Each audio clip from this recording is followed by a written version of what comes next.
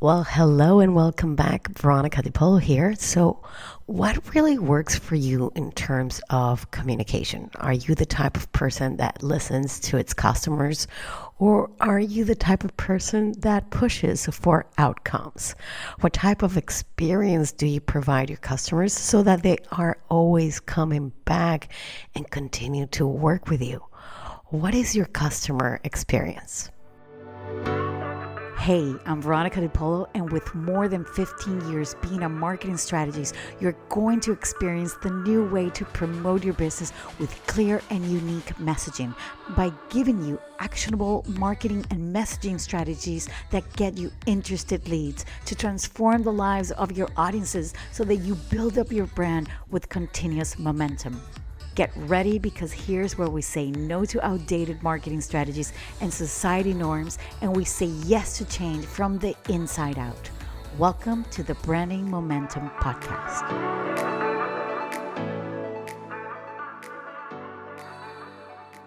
Okay, I'm going to tell you a little story that I heard this lady talk about a customer experience that she had when she went into a dog shop, right? She had been training her dog and she wanted to buy a leash. And when she goes to pay in the cashier, the woman in the cashier says, "Oh, you shouldn't buy that leash." I said, "No, but this is the leash that I want." No, you shouldn't actually buy that one. That would be the last thing that I would recommend for you to buy for a dog, for your dog. Yeah, but my trainer said that I should get this leash. This leash has been the one that is working for me. And the woman, keeps insisting, and she said, "Listen, I simply just want to buy the leash. No, listen, I've also been a trainer all my life, and there's such and such in the back that she's also been a trainer all her life. So, no, I honestly believe that you should not buy that." And she got into this whole argument with this woman. And the thing is that sometimes we say things and we push situations as to, "I am more than this, I am more than that, I've had years of experience." You want to push your knowledge to somebody else, right? But really, when you have somebody, and this is obviously a physical shop, but the experience that you give to your customers, we say things with motives behind, and I know that what I'm saying, you're gonna understand what I mean, is that when we talk, when we say things, even your ideal customers listen to that too. Like, where are you gonna be in 5 years if you don't buy from me? There's a certain pushiness and creating that fear, or what am I going to say to you so that you can buy my services? If they cannot connect with you and you cannot connect with them and you don't make me feel something, I am not going to buy from you, right? And obviously, the story at the beginning was the woman said, "I fear going back to that, pet shop because I don't want to see that woman in the cashier anymore and have a judgments on the things that I want to buy for my dog." So they have to know, and hell, right? I have to know that it's the right fit to work and have a customer. I know this is a little bit different because it was a physical shop, but still, you get the point of how conversations go, right? I don't think the conversation is, "This didn't work for me." I think it's, "How are you going to make this work for me?" I think it's also true, how can you adjust what they need to work with you? Right? Sometimes we forget that. And this doesn't mean that we have to become unauthentic or not do something that is not aligned with who you are. But we have to be aware on how rigid or strict we could be with our words. And I tell you, I was very strict and I was very rigid, and I sometimes am in certain situations because I've always took the things that if it's on paper, well, that's the way it is, and we should, respect it, and we should never go outside the lines. And if I learned it to be black, it must be black. And if the sky's blue, then it must be. But then I've learned that, is it really blue? Like, maybe my blue is a different shade of blue for you. Maybe it's a different way on how I communicate, how I express that, right? But also the opposite is true. How we become these people pleasing, we can also end up losing ourselves and what we truly want in our business and what we truly want to have as clients. And it is critical that whatever we're putting into the world, that you are being you and you are authentically aligned with who you want to be, right? And who you want to present yourself, right? That gut feeling that we sometimes have in the stomach, and we sometimes go like and we forget about it. But don't confuse, that gut feeling with fear.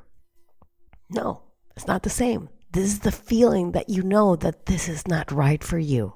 Sometimes we don't get the clients that we want, but it's what we got. Right? And we got to work with that, right? And if you want to be a leader, a better leader, you want to increase your sales. And if you want to grow your business, you want to impact, to be more visible. And it all starts with you showing up who you really are. But not only who you really are, but all of you who you are. All of you, all of it. And if you find yourself in a situation that for whatever reason, something that you are doing, it doesn't align with you, no matter how hard you try, you are not going to make it work. Okay? Because serving doesn't mean you need to take shit from others. And I'm sorry for my French there. Having a customer experience for your clients doesn't mean you need to offer them champagne, or you have to put beautiful flowers in a reception, or high-end magazines. No. It's your boundaries in place. It's how you make them feel, how you listen to their needs and give them what they want, without you losing you, that you are empathetic, that you understand their pain and struggles, okay? But also that you have your systems in place, how you nurture them when they become your client. Because what I'm about to say is that we have to, if you are in the service business, yet that you have to educate most of your clients in a certain kind of way, right? Because you and I know that many of these clients come to you because they have something and they need to be educated in some way, because you want to improve their lives, or you want to improve their businesses with your services. So you have to nurture them and you have to educate them. And if most of your businesses, of the business that you're having right now relies on word of mouth and networking, then this customer experience needs to be carefully designed. Because, if people are going to talk about you, then you got to show up in a way that you are making them feel as if you're really taking care of them, but you're also being taken care of you. I see this so much, so many people in the service business, that we think that we are here just to serve, but we don't serve ourselves. You gotta serve yourself first, and then you gotta serve somebody else. It's like if you're on an airplane and somebody tells you, oh, there's an emergency landing, put your gear first and then your child. This is the same thing. This is the same thing. And the way that you do that is through you being you. And this also applies to online businesses, right? You have maybe you have a social media presence. Maybe you have a following, an audience. How do you nurture them? How do they get into your world? How do you nurture them on an email? Or maybe you haven't done that, but you would love to do that. Well, there's certain things and procedures that you should follow to do that. And there's a certain way that you should speak to them on social media, and then you should speak to them in a certain way on your website and on your emails, right? Because it's all about connecting. It's all about the next level, but it has to start with you. Your customer experience needs to begin with you. You and your self-talk as well.